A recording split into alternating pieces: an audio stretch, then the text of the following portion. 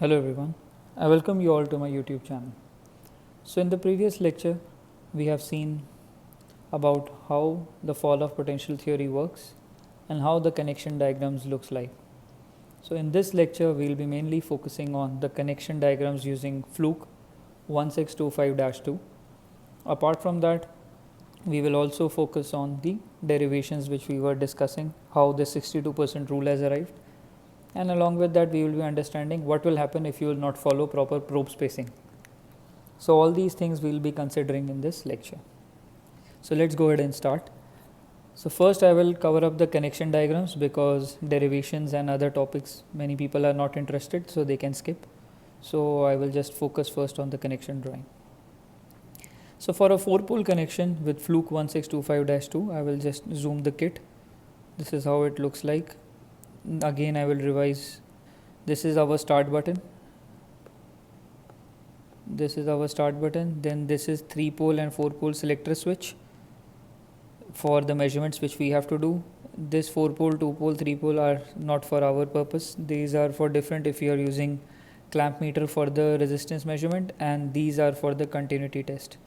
But what we have to use is mainly this 4-pole which I have highlighted in green, and I'll make it a bit red. This 4-pole and this 3-pole only. And now this is your C2, P2, P1 and C1. Now I will make it to the correct size. We will draw again our earth. This is our ground. This is our ground rod. And then this is our current probe, always in brown color.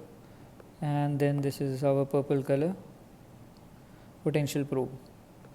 Let us suppose we have kept it at 50% of the distance. So this is D. If you all remember from the first lecture, this is length L, so D must be greater than equal to 5 times L. So if D is 100 meter, if L is basically 10 meter, then the D shall be 50 meter. I'm sorry for this. And if L is 20 meter, then the D shall be 100 meter, and so on. But it is greater than equal to, so you can, even if the length is 10, you can go D up to 100 meter. It is not a problem. But if it is less, then it is a problem. We will discuss what will be the problem. So now if you remember the connection diagrams from the previous lecture, if we are doing 4-pole, we have to connect this C1 to this rod, P1 again to this one, C1 or E both are same, P1 and ES both are same. So in some kits you will find it is E and ES. And then this purple, our potential probe, will be connected to P2, and last is our C2 which will be connected to the current probe. This is how the connections will look like. This distance you can take first as 0.4 times D, then again you can take this as 50% of D and 60% of D, and so on. So in between also you can take some values, and this will be 50% of D and 60% of D. And then once you take these values, you will get the resistance. You will have to press the start button. This is the button which you have to press, and then you will get a value. First value will be for 0.4 D. So you will have a resistance when you have kept at 0.4 D the potential probe. This resistance, let us suppose it comes out to be 2 ohms. The resistance at 0.5 D, that is 50% of the distance between this current probe and the earth electrode. Let us suppose it is 2.2 ohms, and at the end it is 0.6 D. Let us suppose it is 2.3 ohms. So these three values have come. You have to take the average. So you add these 6.5 divided by, let us make it 2.1. So this will be 6.6 divided by 3. So the average value is your true resistance, which is 2.2 ohms. So this is how you calculate. Furthermore, you can make this in between also two measurements you can take. resistance at 0.45D and resistance at 0.55D. So they are coming near about, you can take this and that's your result. With with 3 pole, the measurements will look like this is your conductor and this is my earth rod, then this is my current probe, this is my potential probe in purple color, and this depth, if you remember, is L. This depth is the length of the rod, whereas these depths are 6 to 12 inches. They can go deeper, a little deeper, in case, they can go a little deeper in case your soil is very hard or very resistive, like they are rock and all. So in this case you can drill more, and that time you have to use a drill bit. You cannot do with a hammer. You have to make a hole, drill the hole and then put the rod and put some Now you have to do the connection. So again I will use red this time. Here this is 3 pole, so we shall forget this thing. There is no use of P1. Directly E or C1 will be connected to the earth electrode.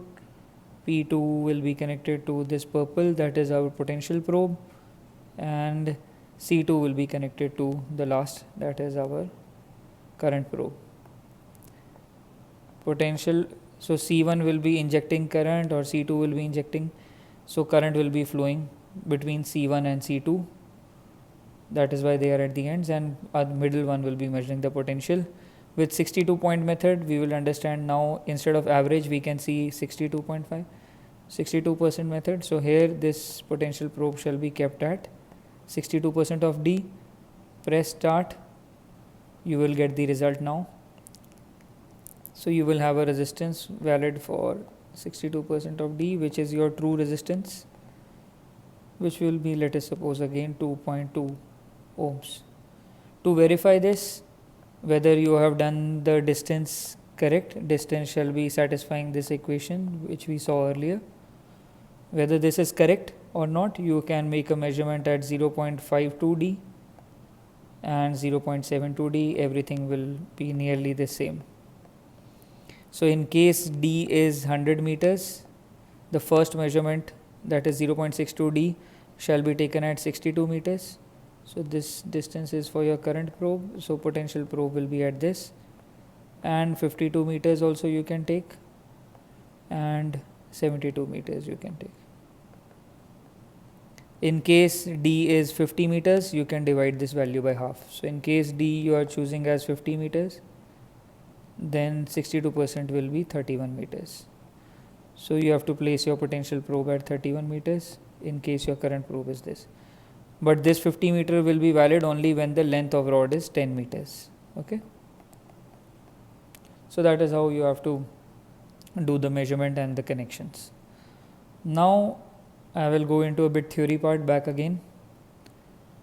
So here we left the lecture last time. We understood the connections, we understood where it is mentioned in the standard, which clause refers 5 times the largest dimension of the ground earth electrode under test. Now, if you are not doing proper spacing, if somebody says, okay, I don't have enough time, I will not do any proper spacing, I will do at D only. I will not follow D greater than 5L, I will just do D equal to L, let us see what can happen. So what will happen is, let us understand what will happen for proper spacing. In case of proper spacing, you have this zone which you see here. This is your earth electrode, which you are injecting current into it through the kit. So once you are injecting current, the current flows and it forms equipotential surfaces. So this is your zone of influence. After that, you have reached infinity. So after this point, so here there will be some potential, let us suppose V1. Here there will be potential, let us suppose V2. Here let us suppose V3. But here it is V4, V5, V6, and V6. So all these are nearly same. V3 is nearly same as V4, is nearly same as V5, is nearly same as V6, because they are now infinity for this earth electrode which has been installed, for which we are taking the measurement, because this orange colored zone is over.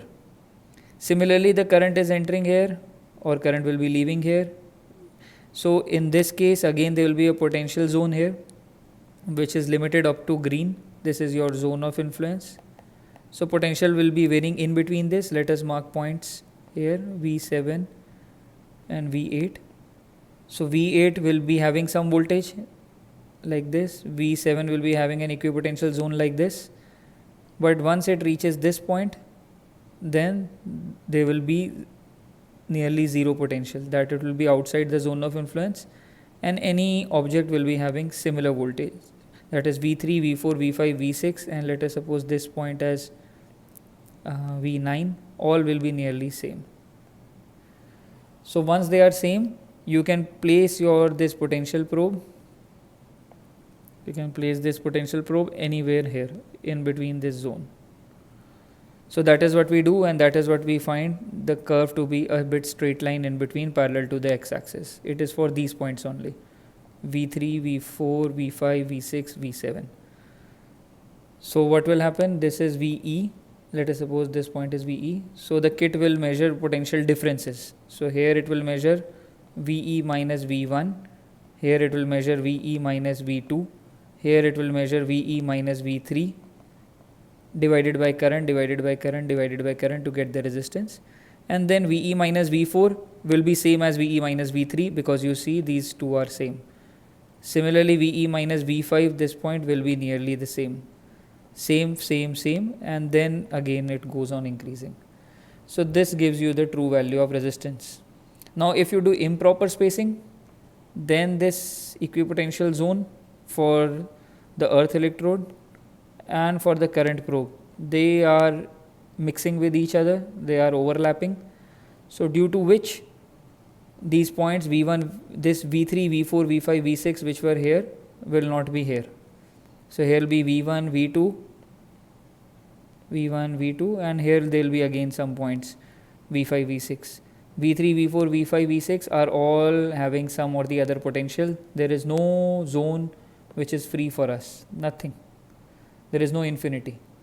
Everything is combined together. So that's why you see that this curve is a bit straight line type.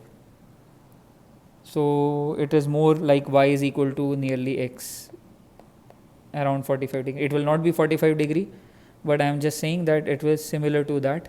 There will be nothing which will be parallel to x-axis. There will be no such thing here. So that is why improper spacing, if there is no such thing, then that means you have not reached the true value of the resistance. That means you are doing the calculation or the measurement incorrect. So this is how it works. Now this thing has been elaborated in table 4 of IEEE 81. That is 2012 version which I am referring. Now it is talking about the grid. So grid can be like a mesh with some electrodes at the perimeter. In this case, if you remember last time I told that we have to check the diagonal distance, the longest diagonal, if it is rectangle.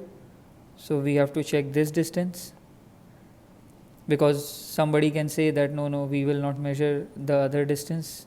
If the grid is a bit square, you can go with this. If the grid is this, people sometimes don't take diagonal. They say, okay, this is the longest length, I will take this. But no, you have to take the diagonal distance always. You have to always go for diagonal length. In this case, I will mark this instead of D as L in both the cases, capital L. So the equality remains the same. It shall be greater than equal to 3L. Instead of 5L, they give a leverage of going up to 3L. So your current probe, this is your earth electrode. Then you will place your current probe here and potential probe in between. So this distance, which was D, shall be greater than equal to thrice the diagonal length. So this error has been mentioned here. If the probe spacing is only 40%, you have an error minus 50% to 30%. If probe spacing is 100, that is nearly equal. This means D which you are taking is 0.4 times of the L. Here D is equal to L, and here D is 3 times L. So if you are taking 3 times L, you have very low error percentage, whereas here there is still an error. So that is why we recommend you to go up to 3L or more than that. So in case the grid is simply, I will take 3, 4, then as per Pythagoras theorem, the diagonal length will be 5. So you have to go very far. So it will be 5 times 3, that is up to 15 meter or more. But it will not be 3, 4, 5, it will be 30, 40, 50. In that case, you have to go up to 150 meters away. Okay, so that time this logic which is mentioned in the manual, take at 40 meters or take at 50 meters or take at 100 meters, it will not work. Follow this what has been mentioned by IEEE 81. In this case, you have to go up to 150 meters. This is one of the drawback of the test, that we have to stretch up to far distance. And yeah. In this case, what will happen? There can be some interferences which we discussed. When you are taking measurement, there are something called passive interference and some active interference. In passive interference, it is about the building foundations, any metallic pipes which will come in between when you will do the measurement. So this is my earth electrode, and this is my current probe, this is my potential probe, and let us suppose here I am connecting my kit. This is C1, P1, P2, C2. At the end of lecture, everyone will have memorized what is C1, C2, how the connections have to be done. This is P2 and this is C2. So now when we will take the measurement, when the current will start flowing, what will happen? Again, there will be some, let us suppose there is another gas pipeline running by, or there is building foundation which is here, which is metallic. So current will start flowing through these metallic structures rather than going absolutely through the earth. So this can interfere your result and will not give you proper result, because it is not only measuring the earth resistance, it is also measuring the resistance of the metallic parts. So which can give you not correct results. So you have to be careful. Then in that case, let us suppose this is your plot area and this is your electrode. So instead of measuring on the east side, you can take the measurements on north or somewhere here, and then accordingly place your potential probe here, as per whichever location you have chosen. The other problem is active interference. In this, typically you will have a current source going by. So I will take this example only. I will just erase this part. So along with these cables, if I have a very high current source coming here, or I will make this direction, very high current source passing by, and we have our circuit like this. I'll make a circuit to have a simple explanation. This is my current injector, this is my earth electrode, potential probe, current probe, taking the voltage between these two. This will lead to induction, because due to this there will be magnetic field in dot direction in this side as per right hand thumb rule, and cross on this side. So some magnetic field will be entering into these loops which are formed by these cables which we are using for testing. So there will be some voltage induced, and which will not give the correct results. So we have to avoid high current sources. These both are mentioned in IEEE 7.7, section 7 of IEEE 81. Then connection diagrams we have understood. Now we come back to the beautiful mysterious value of 62%, how it has arrived. So we will do the derivation. This is the simple circuit which we have been discussing. This is your earth electrode, potential probe, current generator, and this is your voltage. Let us suppose the distance between E and C, that is your earth electrode and current probe, is D, and P, that is your potential probe, is placed at X. So this distance will be D minus X. Now let us suppose these electrodes are like hemispherical electrode. It will be hemispherical because the distance is too high, so you can assume, and this depth is not much, so you can assume this as hemisphere. So in this case,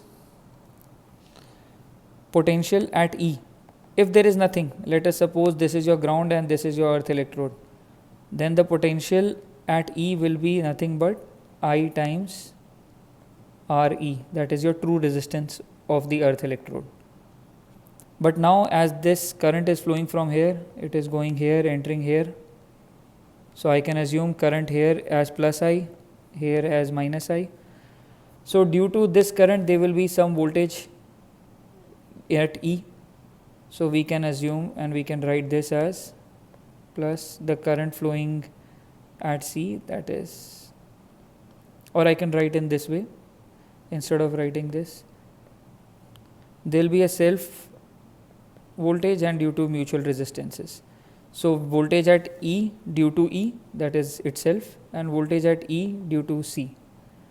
Similarly, voltage at P you can write it as, because P is not having any current, it is voltage at P due to E, which is the currents where the current is flowing, and voltage at P due to C. Now what we are measuring is the voltage difference between E and P, so we have to subtract E from P. So this equation will be VEE plus VEC minus VPE plus minus VPC. Now voltage is current times resistance, that is Re is the true resistance or self. Then here it will be minus I, so I will change the sign to minus REC. Then minus of VPE, so minus of current is positive, so sign will remain here minus RPE, and here the current is negative, so minus I will become plus, so I will write directly here as plus. So plus of I into RPC. Now to get the true value of resistance, we can take I common, Re, we can write RPC minus REC minus RPE. So having true value of resistance is only this, that means this remaining part has to be 0. In order to get true resistance, that is Re, we have to have this part 0. So this is your equation or equality, R at P due to C, REC minus RPE shall be equal to 0. And R you have seen for hemispherical electrode in the first lecture, it is rho upon 2 pi x. X is the distance which from where we have to check. So RCP is, C is influence on P, so the distance between them is D minus X. So here you can write it as rho upon 2 pi D minus X minus rho upon 2 pi, between C and E it is D, between C and E it is D, rho upon 2 pi D minus rho upon 2 pi X. This is the distance between P and E, RPE, so that's why X. Rho by 2 pi you can remove, so it becomes 1 minus dx equal to 1 upon D plus 1 by X. Solve this equation, x d plus x upon xd is equal to 1 minus 1 upon d minus x. Cross multiply these, it will be d square minus x square is equal to xd. So it's a quadratic equation now, plus xd minus d square. And how to solve quadratic? Using quadratic formula. So x can be written as minus of, if equation is ax square plus bx plus c equal to 0, so x has two roots, minus b plus minus root of b square minus 4ac by 2a. So here b is d for me, so minus d plus minus square root of b square, that is again d square, minus 4a, a is 1, and again this is minus d square by 2 because a is 1 for me. So minus d plus minus root of 5d square by 2, which can be written as root of 5d plus minus minus d by 2. So if I take minus sign, the resistance will be, the x distance will be negative, so we can neglect this minus sign. So only root left will be root of 5 minus 1 by 2 of d. Root of 5 is 2.236 minus 1 by 2 of d, which is basically 1.236 by 2 d, and if you cancel it out it becomes 0.618 d. So that is why this x comes out to be 62%, or we call it 61.8%. So this is a beautiful derivation just to understand why this 62% has arrived, and I hope you understand and you like this lecture, and I request you all to please subscribe to my channel.